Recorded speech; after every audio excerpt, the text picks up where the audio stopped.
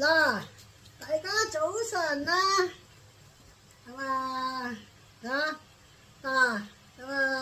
依家人就冇啦，狗啊有7隻啦，人哋啲細路大晒咧，即係講真啦，邊個翻嚟睇你啊？人哋佢有佢個忙，係咪啊？係啊，咁佢有佢個忙咧，就冇人會理你噶啦，你就自己顧掂自己，自己揾自己嘅快樂，係嘛？自己揾自己嘅生活，自己揾自己嘅日子過，係咪啊？係啊，你要自己識得揾自己嘅日子過啊！你唔好話我要打個電話俾嗰啲仔女啊！都冇人會理你㗎，依家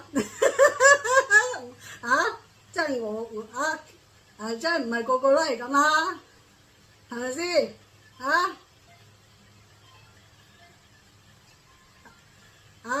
唔係個個學我咁嘅樣啊！咁即係大家都要真係真係照揾自己嘅生活啦，揾自己嘅方式啦，係咪先？係啊！依家啲細路咧，你真係養完佢供完上大學佢自己揾到餐飯你唔好望佢哋俾你啊！你諗你都唔好諗啊！佢有都唔俾你啊！唔好話冇啊！真係㗎，有啲真係嗰隻公車一有到錢，人工有到有公車即刻公車即刻養佢自己嘅細路啦，咁佢邊又有錢嚟俾你啊？你真係要諗我攞完佢哋上大學喎，我都可能佢哋會還翻啲俾你喎。你諗你都唔好諗啊！你諗下真係陪住你嘅，可能唔係佢哋係呢隻狗係呢隻柯基係嘛？